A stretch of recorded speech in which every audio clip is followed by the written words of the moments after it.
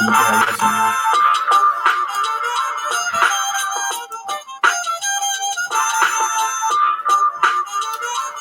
Yeah.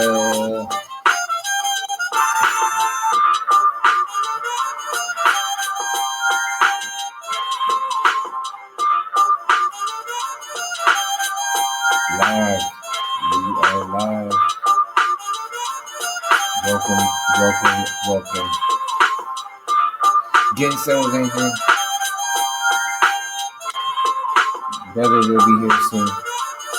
So we are live on Probably. Live on Facebook. Soon to be live on Instagram. But if you're listening to this later, thank you. Yeah, a lot of people tune in later. Yeah. We're on so many different platforms. Yeah. Getting a lot of different listens. We love it. Yeah, I gotta get the Apple one. So long weekend, we're gonna go through this weekend. Listen.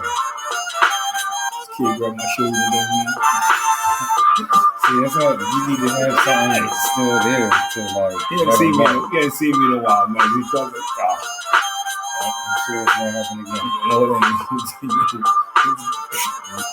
Sharp with the moves. Yo, welcome to another show. Love Average Black Men, yours truly, Chris Bridges Sr. Chris Jr. here as always, where we empower, inspire, and uplift the community. If you are tapping in right now, make sure you like, follow, subscribe, share. Definitely need more people to subscribe and tap in. That'll help us continue to grow. But for those, like we said at the top of this, thank you. Thank you anyway for listening and for another great episode. Dad, we might as well kind of go ahead and get started and jump in. Oh man, we have two great topics tonight. We're going to talk about love versus lust. Which I think, in my personal opinion, is contributing to the high rate in divorce and some relationships just not working out. And then we're going to talk about, if we get to it, we're going to talk about, do we believe most Americans are selfish? Those are our two hot topics tonight, man.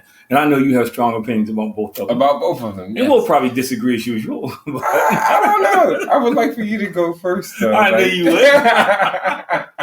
Well, let's look at lust versus love. The more I talk to people and the more I listen to people, and I'm exposed to a lot of people, I'm convinced that a lot of people, and it doesn't matter which generation either, don't know the difference between love and lust. For instance, most people was in lust because the first thing they started to describe is the physical traits. The first place they go is, and usually way down the line is stuff that's kind of substance. Yes. And I get it. Like I was talking to somebody and said, yeah, well, looks are the first thing you're attracted to. And in most cases it is. In most cases you notice somebody by the looks, but by the second or third date. Mm-hmm. If the person has any substance whatsoever, and looks, man, and how they look, even people married, how their spouses continue to look, all that stuff is super important, man, to a lot of people. Yeah, it is. It's funny because I might probably lean a little bit closer to your way of thinking with this. My way. And I mean, it's crazy. I think I might kind of go back and forth and see a broader perspective here. But with the idea of lust, one, I just kind of defining it like, yeah, it can be in the context of sexual, but I do think it's more, it can be tangible to kind of make it a broader spectrum of like, you can lust over items. You know what I mean? Well, see, in the context we're talking about it's sexual, but you can, it's just something that you deeply desire. Yeah. And I think when we're talking about the thing of love, like I do think people kind of conflate and mix the two. Like I take that. Definitely I think definition. So. Like I said, love is probably, again, like the less tangible characteristics, kind of like where some people just respect, just kind of faithfulness, loyalty. It's ironic because I'll back up a little further. When I sit down I'm counseling couples, the first question I ask, again, we just have a piece of paper, write down your definition of love. Uh-huh. And probably close to 90% of the time, I get two totally different definitions. So what that tells me is, even though we use that word so freely, that we really don't know what it means. And I think also what's funny with the how you ask that question is, I guess, the context of when you even talk about it to people. Because even I think like when you have general conversations of like, hey, you looking for somebody to spend the rest of your life with, like what does the ideal person look like that you love? They will say a lot of the physical characteristics, you know. Like, but you know, my grandma said all the time, there's a lot of monsters living in mansions, man. You know, you can be fine as a day is long, man, and be dumb as a bag of rocks. You could be fine as a day is long, man, and have the personality of a broomstick. So, but ain't no but. There is no but. There is no but. What's the but? Because beauty's going to wear off, man. If you with somebody and you're trying to talk about I understand it's going to wear off, but I need some days. I know black don't crack. It's going to wear off, man. Yo, but see, and I go back. If you look at love, most people do, and I agree with you. Love is and there's 3 different kinds of love: agape, steros, and phileo. We get to that later, but I think most people don't know what love is, and they're in lust because I like the way somebody look, or to your point, I like the material things that somebody brings to the table. Yeah, we don't talk about even like how we talking about right now. Yeah. Who ever even talks about the idea of like love and what that actually is? Evidently, you don't read my devotionals. Well, I mean, I said outside of us and what we talk about. Evidently, you don't read my devotionals. I said outside of us, but I'm just saying in the general population of people that like even just kind of think about us growing up and people around or like your friends, people you meet at home, people you date and you talk to back in the like nobody's talking about like love, and even when you talk about dating, it's still from this like physical, just surface level. This is what I'm looking for. Well, people that I talk to, and typically I'm talking to them in a different life situation, which made me do the devotion. They do, but they don't have. Over time, love has been kind of diluted. People don't differentiate between the love I have for my wife and love I have for my car. They don't differentiate anymore. It's like, yo, I love socks. I love chocolate. I love this. I love that. So, and there's different types of love. And I think until you can come up with and I agree with you this part, if you don't have a definition of love that's close, how are you going to be in a healthy relationship? It's almost impossible. Yeah. And I think that's where, even starting from there, is such a blurred line out there where that's why you probably see so many failed relationships. Yeah. Because it starts with that structure and foundation of like, man, do we even know or are on the same page or aligned? Then like, what does this look like and what does this mean? I'll sit down with a couple and one person is like, I love you to death till you part. Another person is like, yo, I love you. Don't let the money be funny. So, yo, you got to take care of me. Good. That's a great. No. Listen. That's a great point that you made. It's a great point that you made. I have a question now.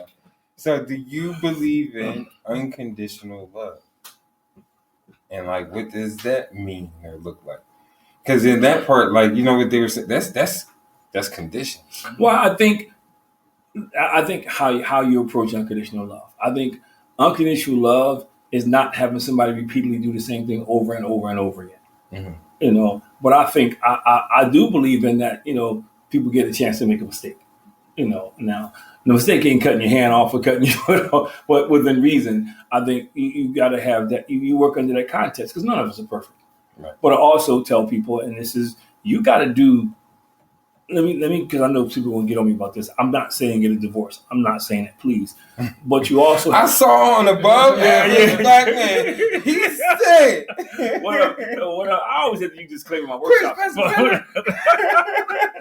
But what I'm saying is, you also got to factor in, how much you can deal with, because sometimes people will not forgive and stay together and torture the heck out of each other.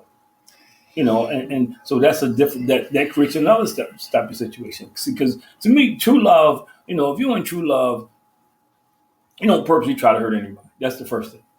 You don't purposely try to hurt anybody. True love is you honestly put the other person first. You do. When you think of things, it's almost like in the movie The Best Man, where his mom told him, if he offered you his last piece of cake, that kind of thing. You do. Cake. I think, I think that's what's wrong today because love is conditional. Love is if you don't make enough money. Love is if you're not making six figure, or love is I don't have this. I don't hear people talking about, we can do this together. We can build something together. I'm not saying it doesn't exist. I don't hear that. And when I talk to people, they put love on conditions.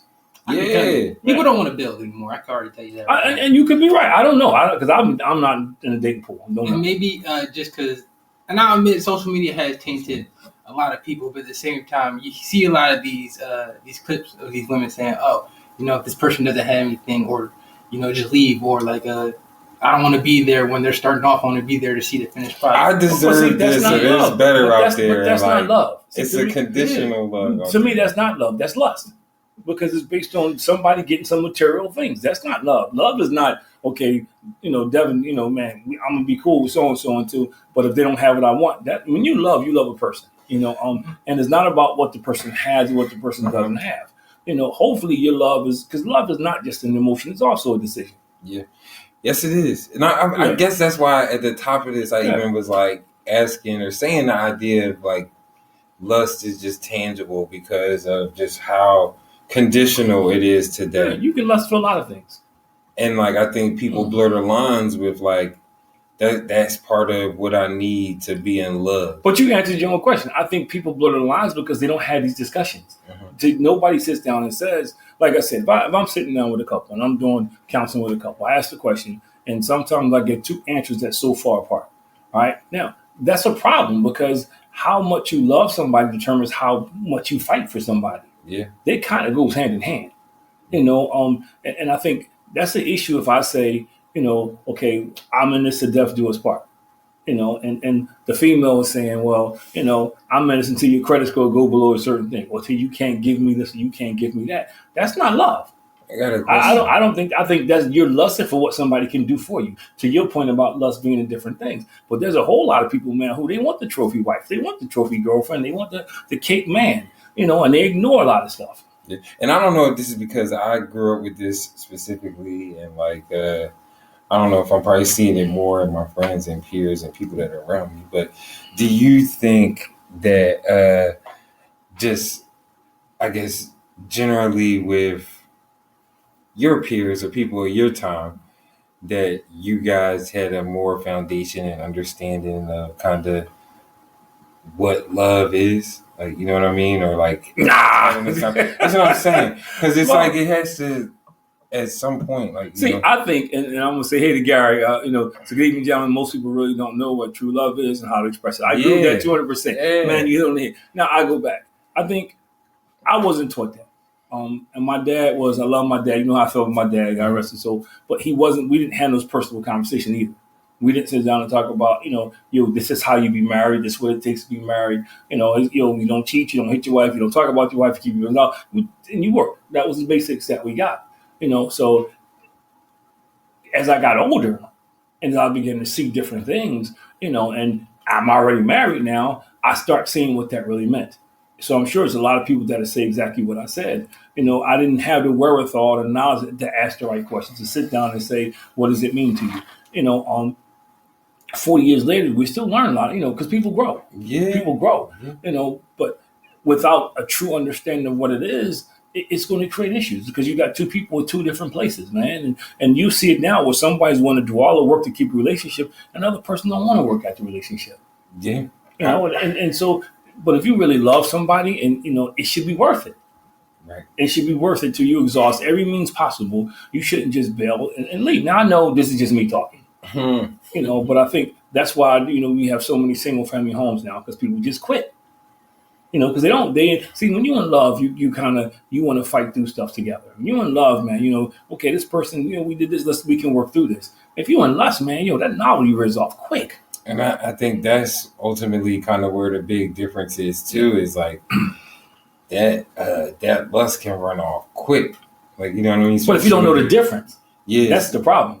But then I think when you kind of mask it and this idea of like, this is what you think love is. I know like kind of Devin used the example of like the six figures or making a certain amount of money and using that as like, oh, that's a provider, like I think, and if you don't have that, making it seem like this guy doesn't necessarily provide. You know, they kind of dissolves the idea that you have love. I think there's three things that has just kind of distorted or deteriorated the theory of being love. I think the first thing is if you're not in an environment where it's constantly being shown, you know, you have nothing to model. You don't. And this is where Devin talked about social media, some of the crap you see on TV. I mean, people look to model it from Instagram or like what they see on TV. They do. So then you can't get what you don't have. You know what I mean? And then you factor in, I think now trauma is real. We don't talk about trauma. I think the definition of trauma needs to be changed because it's not about just somebody being murdered or somebody being, you know, some people are traumatized because relationships their parent had and they never say anything. And they, like I was dealing with a couple where they had a problem being intimate, you know, and he never knew that she had been molested. They just got married. They just bought the baggage in, and there's people who watch their mom and dad battle, man, like the Battle Royale. And they never said anything, but then you get into this relationship and he goes boo, sneezing, you jump, and it starts to come out. You know, so I think that's another thing. You know, there's not a lot of complete transparency anymore. I mean, people hide stuff. You know, I always laugh and joke that some people should be sued for false advertising because they fake it until they get you in a relationship. You know what's crazy about trauma though too? Like, and nowadays, I think a lot of people are quick to point it out in others. Oh yeah, don't do any type of self-reflection to look like, yo, am I healed or am I contributing to this in some type of way? That was the third thing I was going to say. That was the third thing I was going to say. That's a problem. Is our inability to look at self first. That's why nothing don't get fixed because everybody out here doing finger pointing like. Well, I mean, and they not part of the problem. Another reason why it doesn't get fixed because it's like no fault. It's like no fault divorce. People never deal with the issues. They just move on. Yes. And they don't realize they're taking their baggage with them. Mm-hmm. It's like I use this analogy all the time with my guys, you know, in my workshops. I got a Volkswagen. You know, your mom got 20 suitcases, I got 20 suitcases. All 20 suitcases not fit in the Volkswagen. So you start throwing stuff out. So now you get 10 miles down the road and you go to start unpacking suitcases. You have no idea what's left in the suitcases. And that's how a lot of relationships are.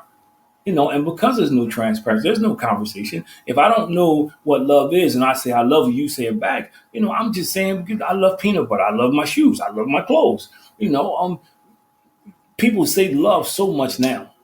Yeah. And I think a lot of people ultimately are looking for it. And that's why you see, again, people kind of chasing stuff online. Like that's what Kevin Samuels kind of blew up. But if you don't know what you're looking for, how you know when you find it? You don't. You settle for the first thing that sounds good. And actually, that's what happens. People just kind of latch on to anything and everything. Like you got the manosphere, the blue pill, red pill, and like it's just people starving and looking for answers or something that they can find guidance in. But don't y'all think there has to be some element of lust in love, though? When I say that, the reason why I'm saying that is because say you're first starting to some attraction. All you really see is outside. You don't know that. You want some attraction? Well, you missed it. From the beginning, we said that. We did attraction. We did say that you're attractive. But you can find somebody attractive without lusting for them. It's like getting beyond you can say, man, that's a nice looking girl. I like to get to know her. Versus, oh, man, slobber. You know. Yeah, it's a difference. But I think you said something. You guys said something a couple shows ago. Probably because people don't date anymore. You know, they don't take the time. Everything's so clear. Yeah, they don't take time to dig a little deeper to find out. You know, and there's questions. You know, there's questions you should be asking. You know, when you get into a relationship, you know, there's questions you should not be afraid to ask. You know, and I think that's like part of the problem. That actually is kind of what questions do you ask? Do I ask now? Even talking about this idea of like what love and what that means. I mean, because I'm not scared to have conversations. I feel like me and mine, now that I'm engaged, we've had these conversations early on. Mine. No, but we had these conversations early on, though, and I think that's what we aligned and kind of made it to this because, like, but you got having a discussion of what is love, what does that look like? But you should be there as first of all. If I'm getting to a relationship, maybe not being that direct. Though. One of the questions I'm going to ask is, on the second date, where you see yourself in 5 years? I need to know. You know, because if I'm trying to be an entrepreneur, you don't want to take the risk. That's an argument waiting to happen. You know, or if you see yourself, saving because you're trying to, build some equity, and they see themselves spending because they're trying to build a fleet of cars. You got to know that. Where you see yourself in 5 years? Is a legitimate question to ask. And somebody. I like how, because it's different ways to go about like finding like, are you disciplined? Are you reliable? Are you loyal? You know what I mean? You can get to those things, and then I think are important to the foundation of it. And then you got to do the sneaky part, man. What are some of the character traits you like about your mom? You got to ask. So if she tell you, my mom got a mean right hook, that ain't the one. So you got a mean right hook too. That ain't the one. You can honestly just listen. Well, the first couple of days, you really can't, because some people fake it. Some people, if you blow something enough time, and I say this all the time about hiring people. When people get surprised, when people get impeccable resumes and they be a mess, because when you interview for a position enough times, you know what to say. It don't mean you're good at the job. You know how to say yourself. You sitting there, you did it so many times. I'm say that's the best quality. You got to be able to say yourself. A lot of bad interviewees out here. But I'm just saying, some people interview, man, their resume look tight, and then they get on the job, and no. It's like, false advertisement. I should sue you. But anyway, I think you should ask. What are some of the character traits you like most about your mom, like least about your mom? Same thing about their dad. Now they start off. That's actually really funny. Because it is. You gotta ask. Wow, man. how much people end up like their parents. Oh yeah. You know what I mean? That it's like again, we've had that conversation. Like, just kind of when you around your partner, you can see those things. Like, okay, that's where you got that from. You just like your mom. You just like your dad. But those are two legitimate questions. And the second one is both. What do you think about your mom and dad? Yeah, you got to ask that question, man. And then people don't want to ask this question right here. But why did your last relationship end? Now, if you say you flattened all his tires and broke out his windows and he got mad, it's time to get out of there. I think people are afraid to ask the question that you need to know the answer to. Yeah, part of it is people don't be honest. Like, that's kind of what I think Devin's kind of getting into. People don't be honest, man. You said that too. It's like they be wearing this mask. Everybody does, but people trying to get married is almost like I have a lot of females who work for me, so we get in these conversations, and some of them to the point where they'll say what they know you want to hear. They don't believe it, but they'll say what they know you like. All of a sudden, they super domesticated. Man, they not domesticated. And as soon as you get married, I'm not doing this. I'm not cooking. All it takes is a couple of seconds of saying the wrong sentence one time, and just something clicks off. No, but it's like I told you. Like it's like a person. You make me that sandwich. It's like a person. Yeah, but see, you laughing. You got You see, the problem with this society now is we don't ask the question. Those are three legitimate questions. Another question. Hey, listen for the term all men. They say all men this or all men that. You got to pick up on that. A lot of people talk like that. Yeah, but you got to pick up on it because you a man. She's saying all men. You lumped in that category. Yeah. So unless you like being in that category, but you like if she say all men cheat. If she's telling you all men cheat, she's insecure with you already. You ain't even start. Dad, you want to know what's wild about that? You ain't even start. It almost feels like 80% of women out there.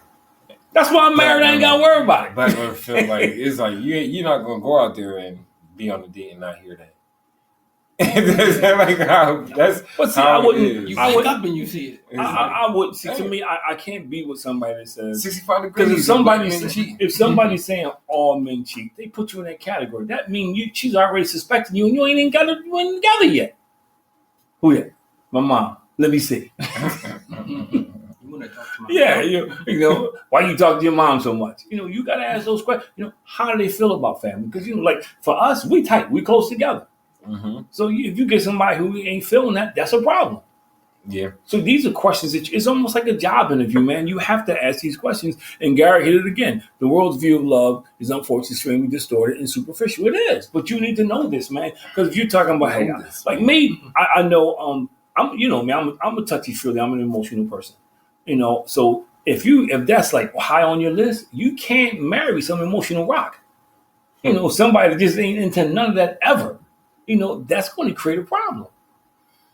I mean, what if it's somebody that just they don't know? They need to learn it, you know. Yeah, but see, Learn that's what's wrong with you. See, people. Listen, I do think that it is a lot of people out here, more than not, that just But in it's- some way, like just they emotionally not there, or like they don't understand. But it's the hard idea to of teach love that is. to somebody, Chris, So unless they that's really just want. a lot Unless of they people out really of want to. luck. I agree, but it's hard to teach that to somebody unless they really want to learn and want to change. And most people are like that for a reason. Mm. And my thing about it is, yeah, they'll fake all that stuff while you dating, but then you get married, they revert back to the thing. I learned this. People who change for you and not for themselves, they change back the first time something happened, probably like 80% of the time.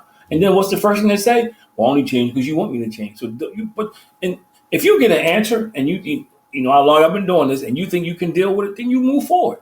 But if you got something in that early stages you can't deal with, like if you go out and and I say this, and I'm probably gonna get in trouble for this. You've been dating somebody for months, and he never once offered to pay for anything. To me, that's a red flag. What, a woman? Yeah, that's a red flag, man. Y'all been dating for a long time, and she don't even offer. Come on, man. That's and I'm not saying I would take it, but that's a red flag. Ooh. That's a red flag because this somebody that's saying, you will take care of me the rest of your life. And but see, the thing about marriage is never 50-50. Let me say that. At one time, somebody's always giving more than the other person.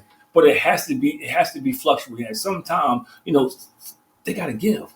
Or want to give. And these are the things you gotta think about. If you like, for instance, if you ever dated a girl who just didn't have any, how can I put this? Didn't have a lot of intellectual power. Brain power, brain power. And you're trying to talk about things like politics, or you're trying to know what's going on in the culture, and all they want to talk about is some reality TV show. Like I got people who work for me. That's all they talk. That's all they just talk about to me. Nonsense. So I'm thinking to myself, can you imagine being in a car with them for a couple hours? No, sitting across from the dinner table for a couple hours. So there's so many things, man, that you have to ask, and you have the right to ask, man. I think part of the problem is we don't ask questions, and then you get married, you unpacking suitcases that you should have opened in the first place.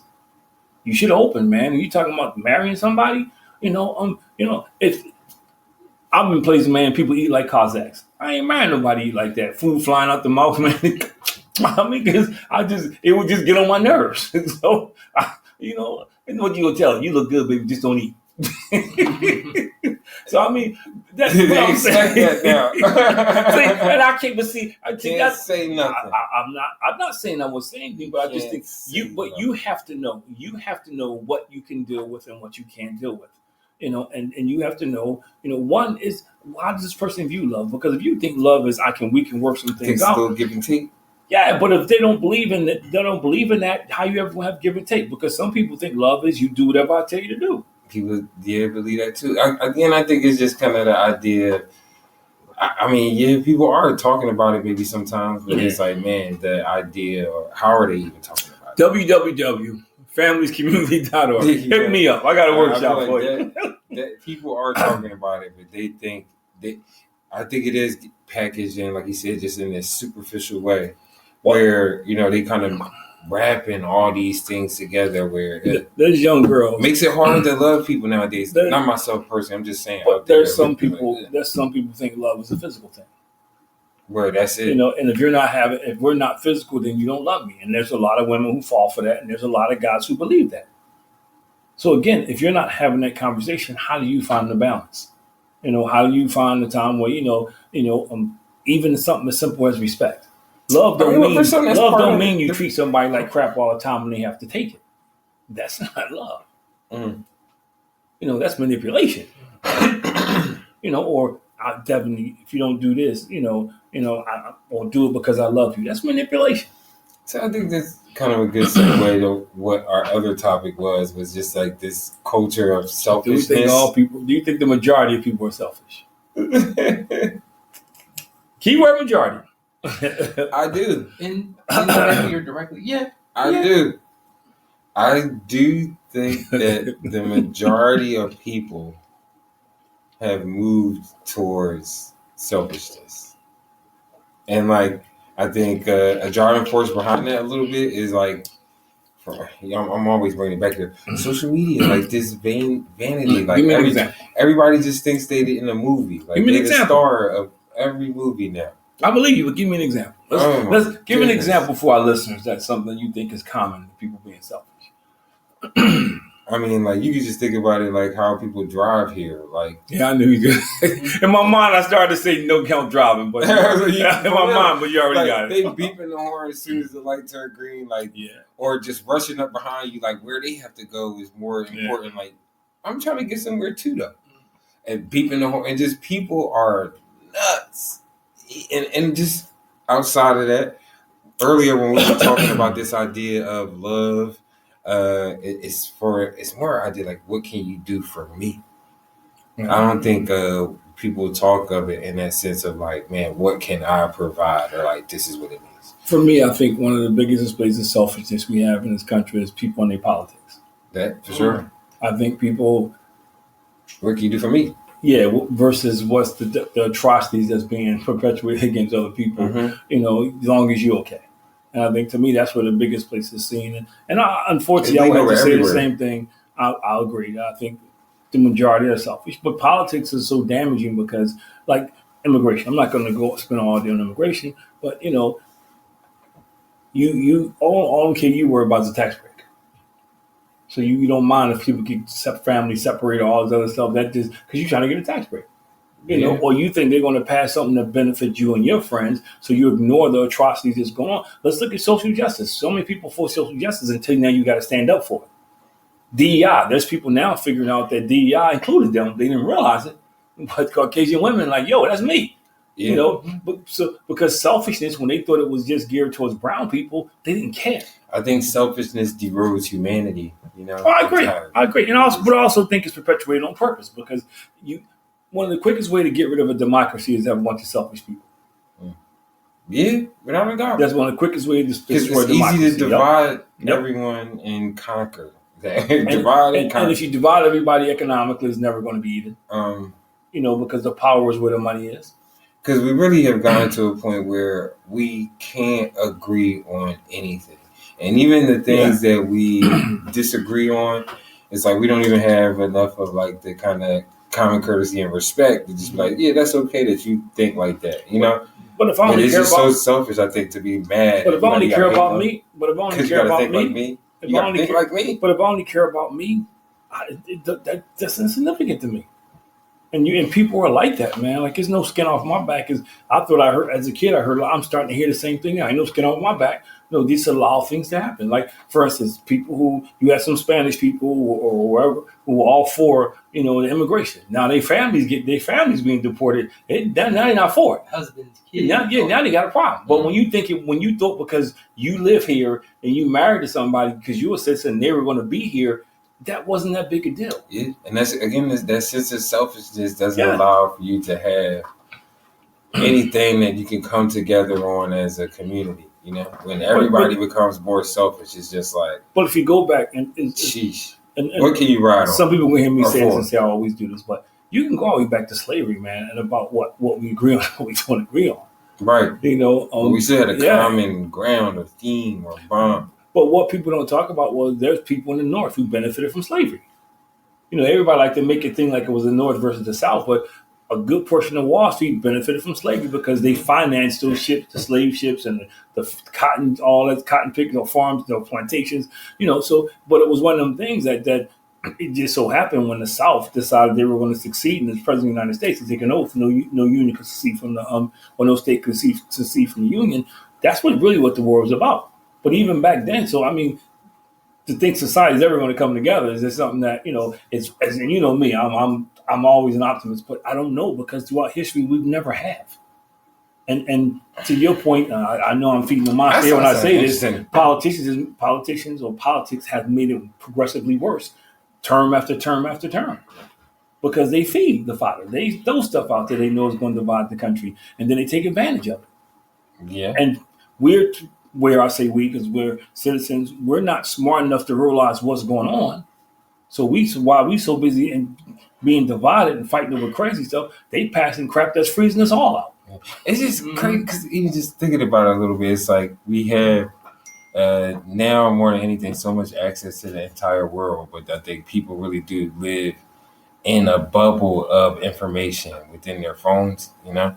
So it's like people just become more siloed into these ideas and beliefs and different framework, and like to the point now where I think people even get more lost, and like you see people getting hostile in these places over these ideas. Like, but it's been like this throughout time. If you go back, yeah. The Pilgrims or the early settlers here, you turn Indians against Indians. Mm-hmm. You know, because you give some trinkets or whatever to go capture Indians. Same thing with slavery. You got the house Negro, you got the field Negro. You turn them against each other because they're constantly fighting. They can never unite. There were African tribes who conquered other African tribes, and because they got trinkets, they sold them. I mean, history has been filled with that. And until people come to understand that that's what they do to divide you, they're going to remain selfish. You know, because it's not about, for instance, perfect example, and people who sit here and say, and I feel bad for them because they're idiots. You know, no, because you sit here and say, you listen to Agent Orange says you're going to bring all these jobs here and make America great again, but they're cutting the funding for schools that our kids won't even be educated to better get these jobs. Nobody's paying attention to that until they get laid off. But you know, the Department of Education, this is hilarious. I think people are a little bit selfish inherently. But check this out. The lady in charge of the Department of Education, who everybody loves, right? You know, they asked her a question about AI. You know what she said? I think it's gone too far. Why are we putting A1 in all the classrooms? What? It was AI. She said, why do they want to put A1 in all the... This lady is leading the Department of Education, Chris. So, and people okay with it. Yeah, and people okay with that. Just say, why do we put A1? Let me make sure I got something. So I'm just saying, though, so that's crazy. But people selfish because the little bit of stuff they thought they were going to get out this regime, you know, outweighed everything else they wanted. I mean, everything else that was going to happen. So they didn't care if families going to get ripped apart. They don't care about Medicaid. They don't care about that stuff because it doesn't impact them. Yeah. So because they're selfish, they're not thinking humanity. We talked about this before. Kind of these one, like one kind of topic voters. You know, when they find one thing to latch on to, and like that's what they riding on, and don't care about anything else, and potentially what else that may impact. Because it's selfish. And we're seeing it right now. Like it's hindering and hurting a lot of people. Well, I look at the same people who say they are, like especially these business people. They talking about the economy. There are people out here who think they well off because like, I can invest at this, but it's been crushing people economically with their 401ks, but even business wise taxes. But they fallen for this crap. Dying because they fallen for this crap that it has to get worse before it gets better. What people don't understand, when it gets worse, being worse doesn't target anybody specifically. It's open to any and everybody. It's just great because you do see people. I've seen people where it's like they legit will say, "Well, it doesn't impact me right now." Yeah, and right now it doesn't. But it's like they got until it does, you know. And then there'll be the same ones that are crying.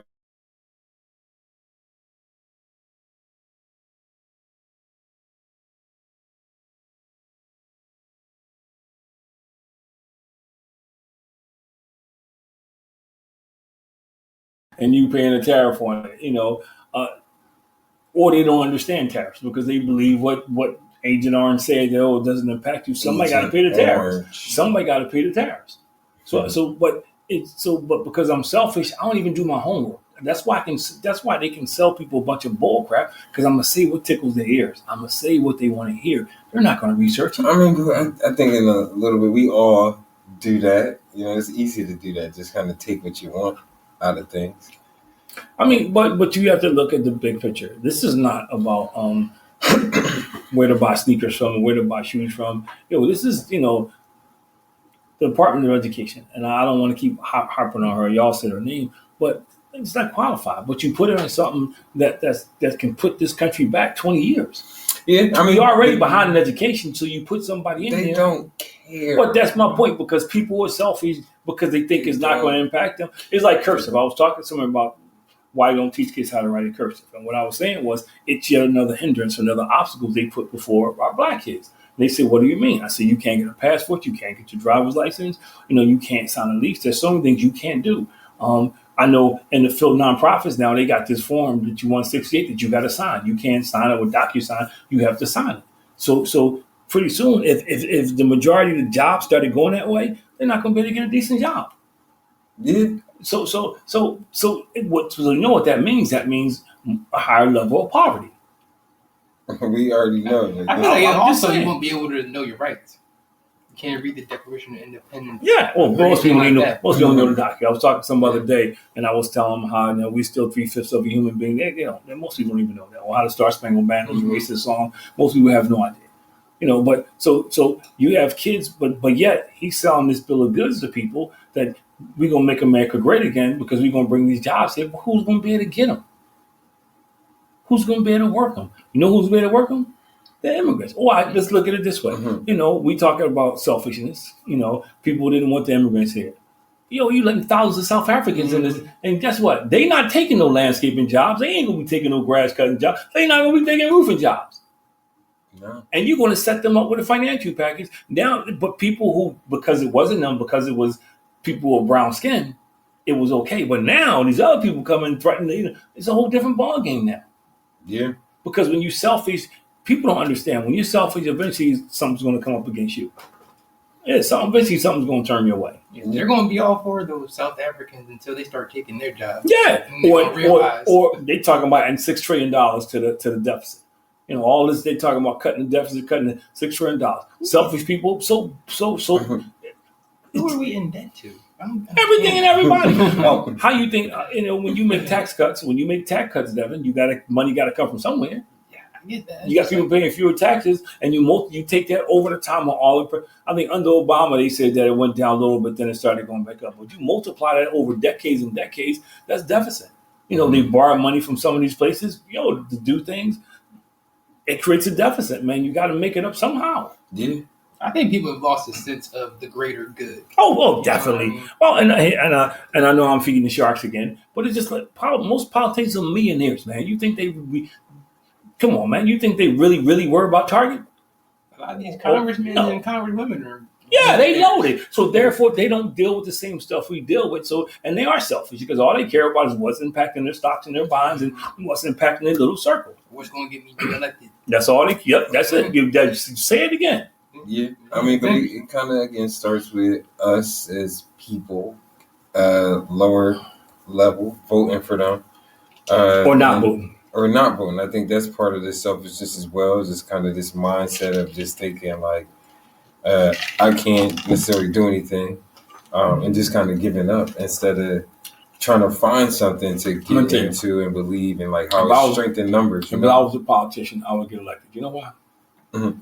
Because I would promise everybody gets a big screen TV and everybody gets a free air cable. If people would vote, man.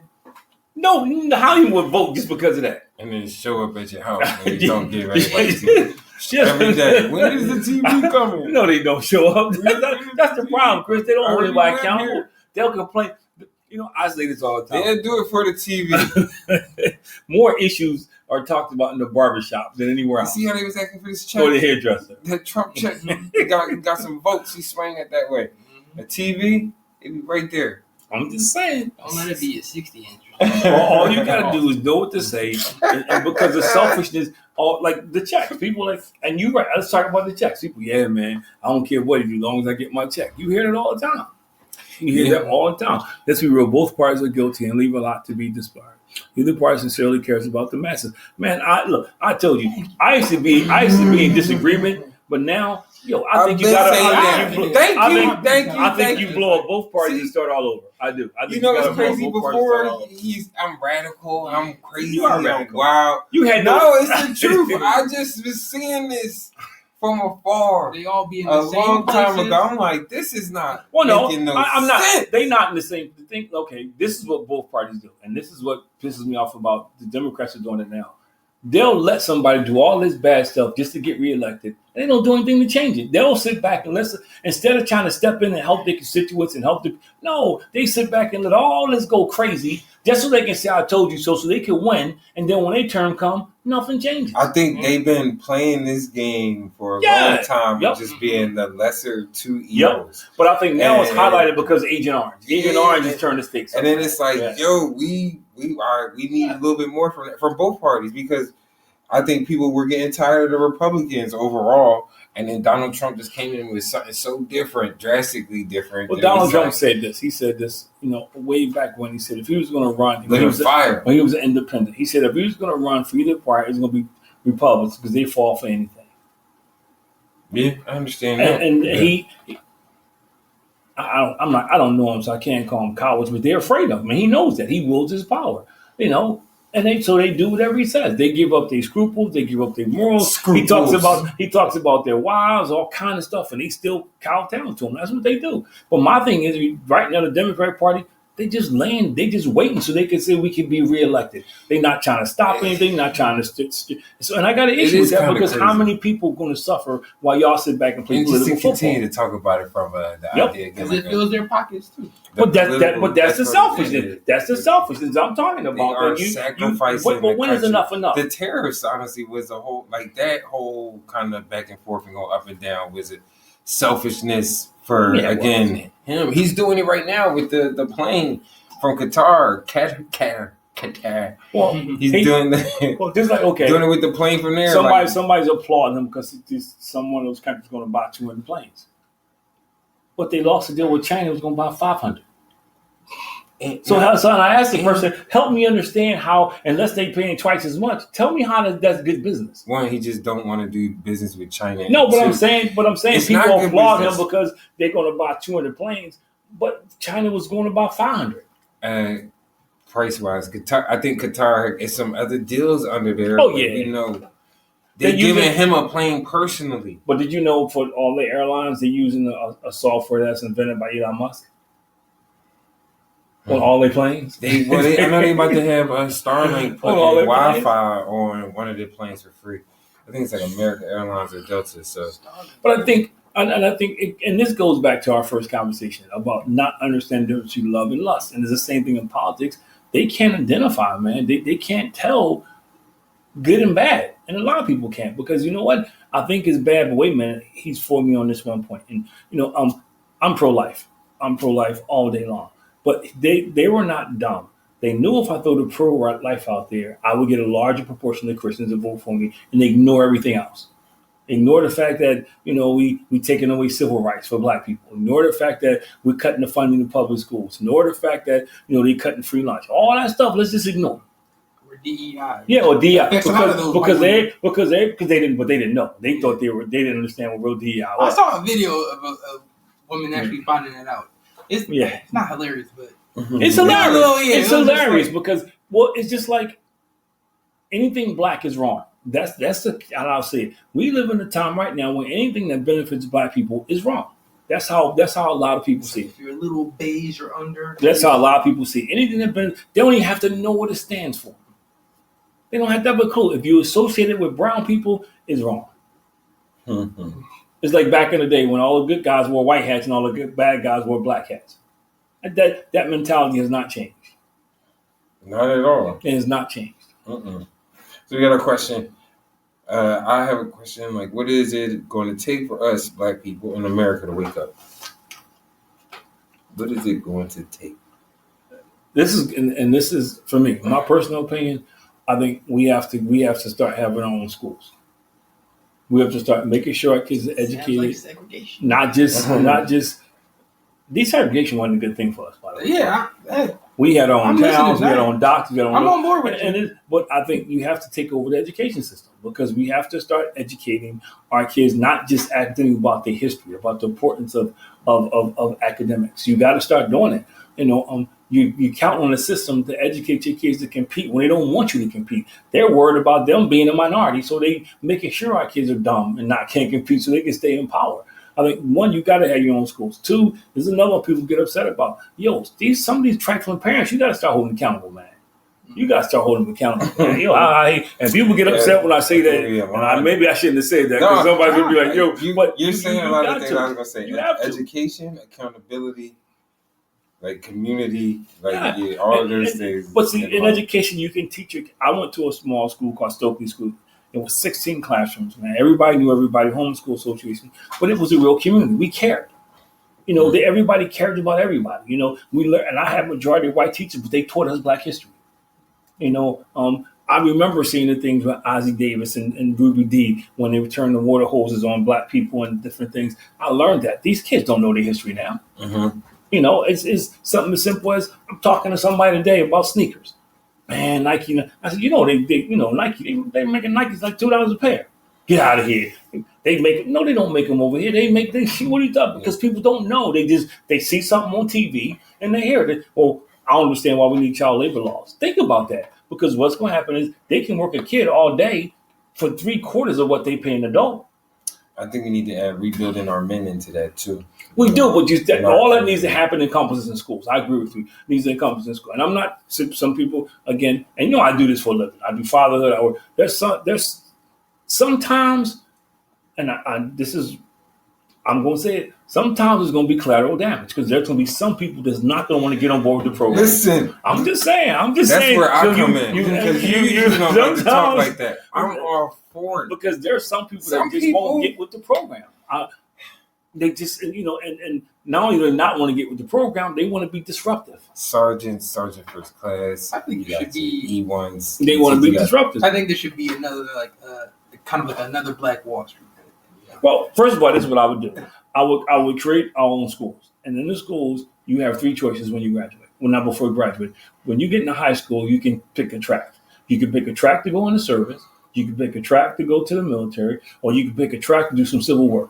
That means pick up trash man, stuff like that. That's it. All this finding yourself and chill. No. I need a couple years to find. You find yourself. He doesn't believe in gap years. Yeah, no, I know.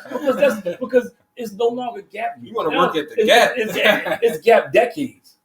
And because because you have parents not holding their kids accountable, man, and it's not working because you got people who don't want anything, but they rob you to get whatever.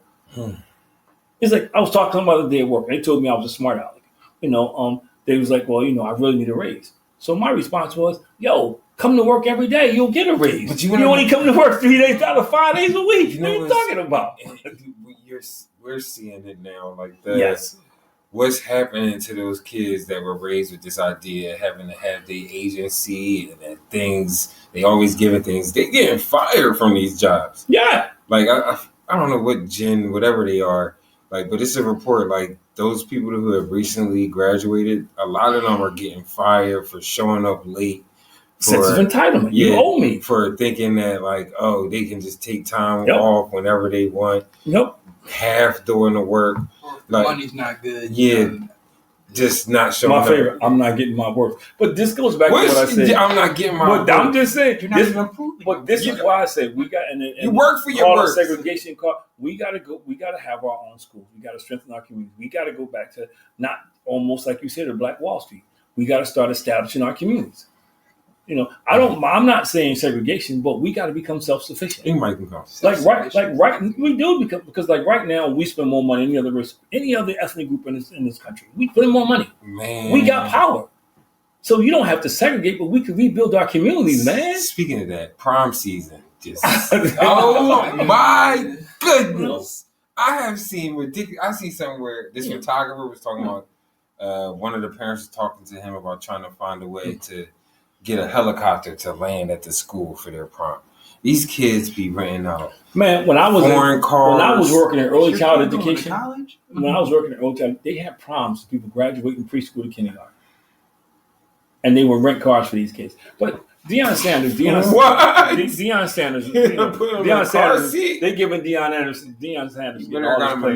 everybody's ignorant. And he said something the other day that I think is absolutely true, and we fall into the category. He said, it's funny how when I wouldn't call them big-headed. He said it's funny how the big-headed Mannings, I don't know why he felt, but he said could do all this in Elway and nobody said a word.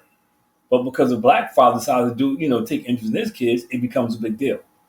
And we jump on that too, though. We jump on that as a heartbeat, man. Especially, and I would love to take a survey how many of those black people come from well-adjusted families, because he said it. He's not an anomaly. He's not. He just happened to be famous. He ain't the first dad that was involved with their kids in business. He's not. Reginald, that is what they say at home. They are not on time because that is what they say. Some cases, true. Some cases, I think they're not on time because they're not held to anything. They wasn't sense of entitlement. Yeah, they wasn't expected to do anything. Like you got parents who probably all-star parents. They doing a job. They home, like take care of the kids. I think sometimes you do a little too much. You could put them in this cocoon, but you also, where it's like now they can't even. When they go out there in the real world and it's time to get it on their own, like they still think that everybody else is going to keep them in that cocoon, in that little bubble. Even with that, I agree with that. But you also got what I said before. You got these parents who shouldn't be parents because they're doing everything right, but they make excuses when their kids do stuff wrong. I've known parents who do everything they're supposed to do. Go to work hard, do stuff, and the kid acts like an idiot, and they just, for some reason, it's okay. Mm-hmm. It's okay. That's Johnny. I love me some Johnny. That's Shaniqua. Shaniqua can do more wrong in my eyes. And I've sat in the room with parents who said to teachers, "I'm their parent," and the kid is buck wild. You're not their parent. They don't have to listen to you. That's why I'm just saying. I've seen parents sometimes. So some of it is home, and some of it is. I always say this: leadership is about who has the most influence. And there's a lot of parents who they do things the right way, but the kids are being influenced outside the house because parents don't spend time, they don't invest in their kids. I was with somebody today who told me their parents never once asked them what they were interested in. They're 35 years old, and the parent never once said, "Do what would you do?" So that's not a good relationship. Nah. So the parents, so you can do everything right as a parent, and your kids still screw up. So I think you got to be careful when I thank God I'm not in that category, but I know people who did everything right. Went to work, worked hard, sometimes worked 2 jobs, didn't do a lot of stuff, and the kid just got influenced in something else. And to your point, that's when you got to have some kind of discipline, some kind of boundaries. I think part of it is, a 3-pronged effect that we see with these kids. One, parents no longer tell their kids what they expect of them. These kids have no expectations. None. You had them, I had them. Go to school, do the best you can, stay out of trouble. Everything else I take care of. Want to be the homie. A lot of friends want to be the homie. I think the second. I kind of had a conversation with somebody recently about this because it was something online of just about how it was a child. I think I sent it to you. It was a kid in New York. He probably was like maybe 10 years old. And he was just talking about how his generation, a lot of them got no discipline because their parents just want to be their friends. Put them in timeout. And he was like, and not even just the idea of timeout, like they just like, they want to be doing the TikTok dances with him and they want to be like up on the trends on like what's going on and what's new. And like they get lost in this idea of trying to be their homie. You don't got no respect. Because we think, and I've had people say this to me, respect. And they're wrong. We think that the only way to communicate with them is to act like them and talk like them, and that's not true. You know how I talk to some of my friends? And No, I say that because we do. We think, and a lot of parents think, first of all, they know you're not authentic. Be my friends, they know you're not authentic. Like I did started assembly season this week, 2 this week, 2 next week, and somebody said, well, you really get through the kids. Yeah, I'm me. I ain't gonna get up there and start naming rappers I know nothing about. So you can be your authentic self, but for some reason we believe we can't. We believe we got to act like them and talk like them, and to your point, be their friend instead of saying no. There's a certain level of discipline that we have to have. And I think when I was coaching, and I kind of look back at it now, and I see some of the kids that are like they adults, and how some of those things resonated with them. It was kind of the idea of like, okay, like you was holding me to something as an adult. It's things that translated. You wasn't trying to be cool. And me and my fiance was talking about this. The idea of like these adults now try to come down to a kid's level versus all the time bringing the child up to your level. What are we doing?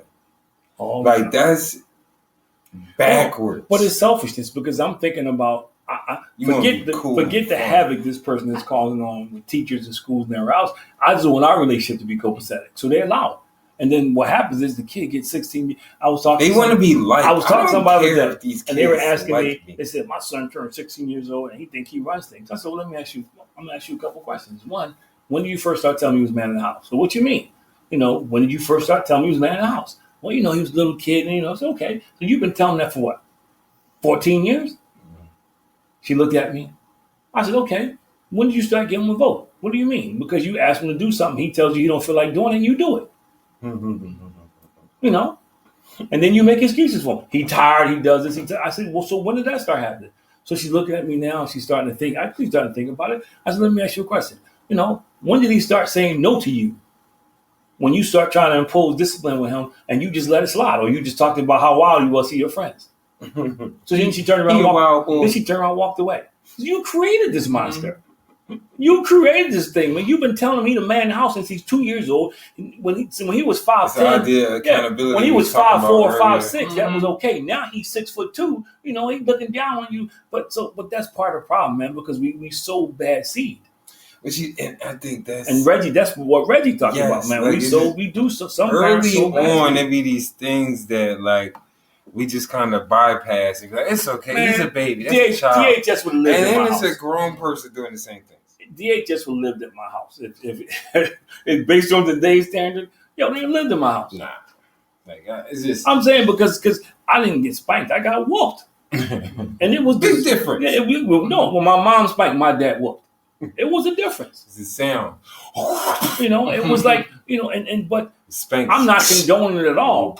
But I learned discipline at an early age. I say to these kids all the time, the one thing that school teaches you that you can't get anywhere else, it teaches you the discipline of doing something you don't want to do, but you have to do to be successful.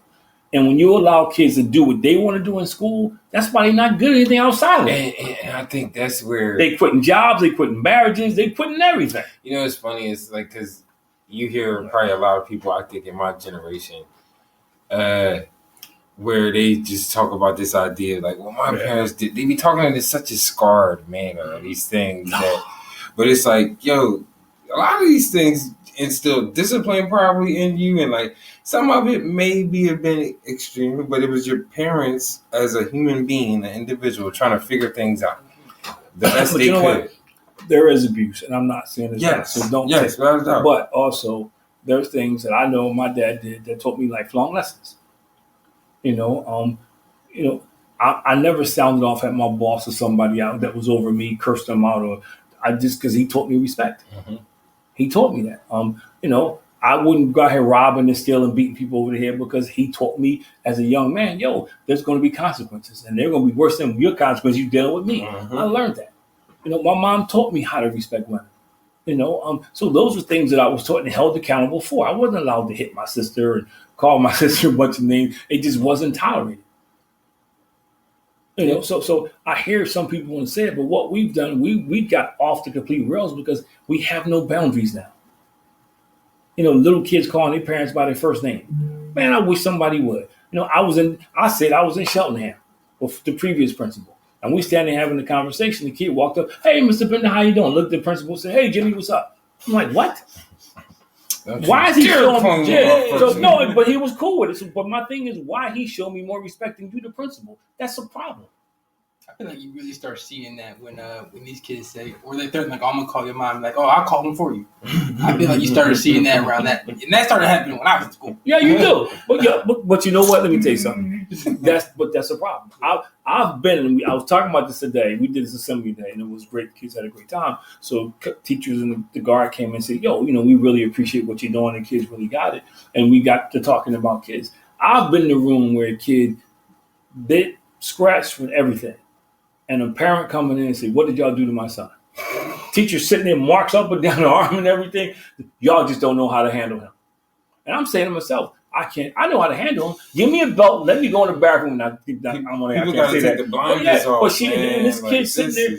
But see, that's a kid you can't help that kid unless he comes to the realization himself because his mom. I've been there when a mom came in and said, "I'm his parent, not you. You can't tell my kid what to do," in front of the teacher. So who do you think this kid listens to the rest of the school year? Now the teacher frustrated because mom ready to come up there fighting everything. This is funny, but it's not funny.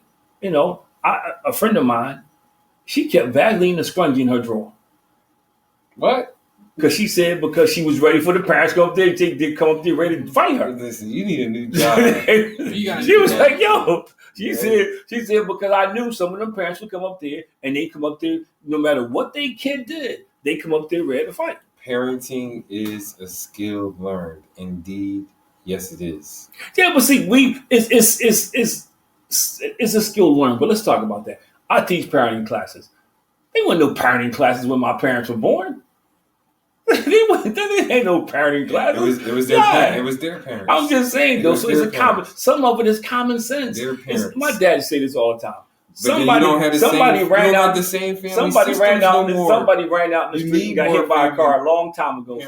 Yeah, but I agree. But there also has to be, when there's no expectations and there's no consequences, people are going to get off the rails. Yeah. Just like if I went to the Phillies game and every time I wanted to run on the field and grab a ball, they didn't stop me.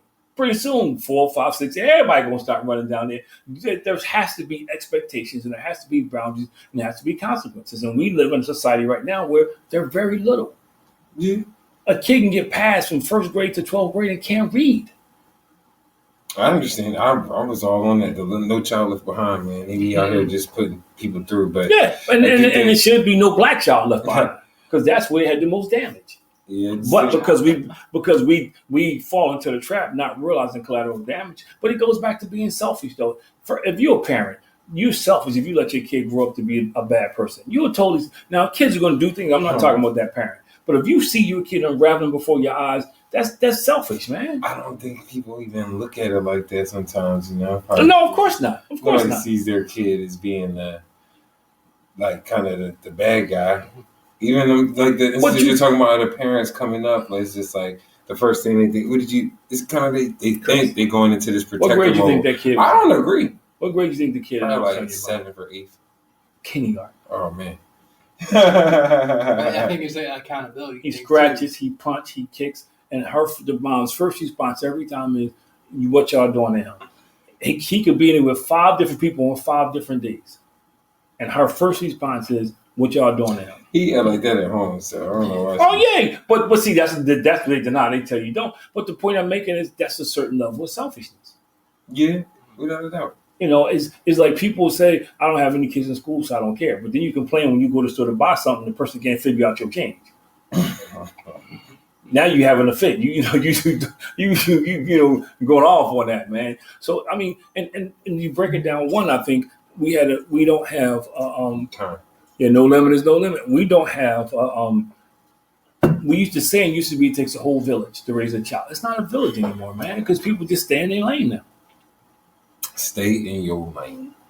But yeah, we well over time, man. They did without a doubt. You said this is going to be a 2-part show. Well, anyway, I said that because Reggie and we definitely appreciate you, Reggie and Gary, man. Hope you guys catch us next week. You guys tune in every week, man. So I want to say thank you. I would send you a prize if we don't have any. No, I'm just joking. But but I do appreciate both of you guys, man. But hey, thank you. Another episode of Above Average Black Men. Appreciate you guys, Chris Jr. Devin Penner, like, follow, subscribe, share, comment. I missed it in the beginning. Sorry. I was able to hold it down. You actually missed 2 weeks in a row, but we won't. Chris filled in both weeks, man. And I did my thing. Did my thing. See you guys next week. Yes, sir.